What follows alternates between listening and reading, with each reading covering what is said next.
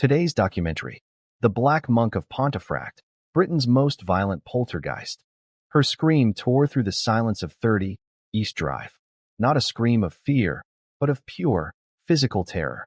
Downstairs, her mother Jean heard the thuds, the desperate cries.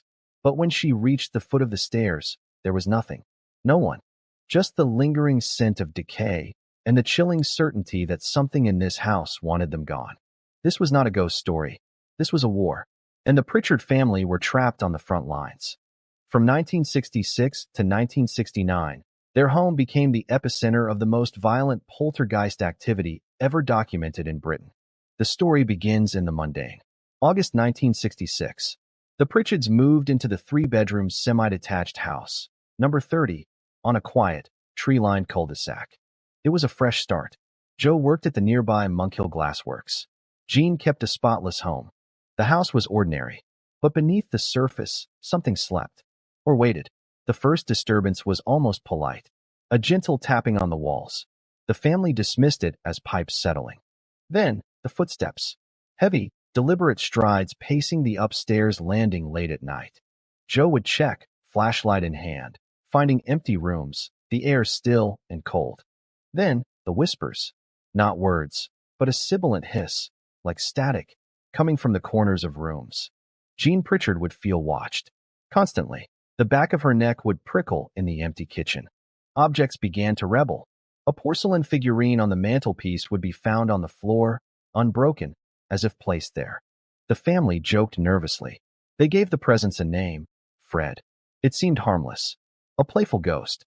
That illusion shattered one evening in September. The family was watching television. A heavy glass ashtray lifted from the coffee table, hovered for a second, and shot across the room, smashing against the wall above Philip's head. Silence followed. Then, the smell. A foul, stagnant odor, like rotten eggs and damp earth, filled the room. The attacks became personal. Diane, alone in her bedroom, felt a sudden, sharp pinch on her arm. Philip, reading in the living room, was shoved hard from behind. He sprawled forward, his book flying. Fear curdled into panic. The children began to dread going to bed. Sleep was fractured by noises, dragging sounds, low growls. Then, the water manifestations. They defied all logic. Jean would enter the front room to find a large, circular pool of lukewarm water on the carpet. Joe Pritchard, a practical man, checked all the plumbing. There were no leaks. The water was not coming from the pipes. The entity grew bolder. Lights would switch on and off by themselves. The gas meter, encased in a locked box, would spin wildly. One night, the family was awakened by a cacophony from the kitchen. They found every cupboard door swinging open and shut, slamming in a chaotic rhythm. The climax of the early haunting came on a night etched in trauma. Diane, tired and fearful, was climbing the stairs to bed. Halfway up, she felt it. An iron grip around her ankles. Ice cold and impossibly strong. She was yanked backwards. She was dragged upwards, her body parallel to the stairs, her hands scrambling for purchase on the carpet. She screamed, a raw sound of utter terror. Jean heard it from the living room and raced to the hallway. She saw her daughter, suspended in midair, being pulled towards the dark landing by an invisible hand. Jean screamed her name. The force released. Diane dropped onto the stairs, sobbing uncontrollably. They both looked up the empty staircase. Nothing moved. But the message was received. This was an occupation. Word began to leak out. The Pritchards, desperate for validation, told their neighbors. Until the witnesses came. Marie Kelly, a close friend, visited for tea.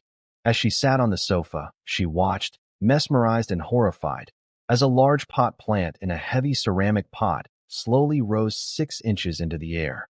It floated smoothly across the room and dropped with a thud at her feet. Soil scattered. Marie Kelly left immediately, her face white. She never set foot in the house again. The police became regular visitors. Constable Tony Calvert was called to a report of a disturbance. He entered 30 East Drive with professional skepticism. As he stood in the hallway taking notes, a wooden dining chair in the adjacent room slid 4 feet across the linoleum floor. No one was near it. No strings. No slopes. Calvert examined the chair, the floor. He found no explanation. Other officers had similar experiences. PC. Alan Crowther reported seeing a cushion float from a chair. The entity, now almost universally referred to as Fred, seemed to feed on the attention. Its attacks became more violent, more targeted. Jean Pritchard bore the brunt. She was pushed forcefully down the entire flight of stairs, landing in a heap at the bottom, bruised and shaken. On another occasion, while alone in the kitchen, she felt invisible hands close around her throat. She couldn't breathe. The pressure increased, then vanished, leaving livid finger-shaped bruises on her neck. There were moments of cruel respite. After a particularly violent episode, the house would fall silent for days. The return was always worse. One afternoon, after a quiet period, the family returned from a short walk to find every interior door in the house swung wide open. And in the front hall, scrawled on the wallpaper in a thick, dark substance that resembled wet ash, was a phrase, "Fred doth here dwell."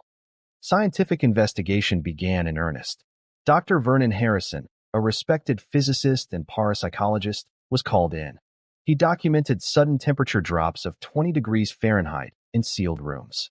He recorded the foul-smelling water as it manifested, but the entity seemed contemptuous of his science. Cameras would jam. Tape recorders would fail. Batteries, fully charged, would drain in moments. The most terrifying identification came from an unexpected source. A local vicar, invited to perform a blessing, entered the house. He later reported seeing a tall, dark figure standing in the corner of the room. It was shrouded in a heavy, cowled robe, the unmistakable garb of a monk. The violence reached a fever pitch during the Christmas of 1968. The Pritchards, trying desperately to maintain normality, decorated a tree. In the middle of the night, a sound like a thunderclap echoed through the house.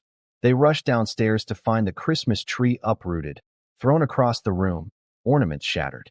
And in the kitchen, a massive, wall-mounted kitchen cabinet, bolted securely to the wall, had been ripped free. It lay on the floor, its contents smashed to pieces. Joe Pritchard stood amidst the wreckage. The fight had left his eyes. This was not a house. It was a torture chamber.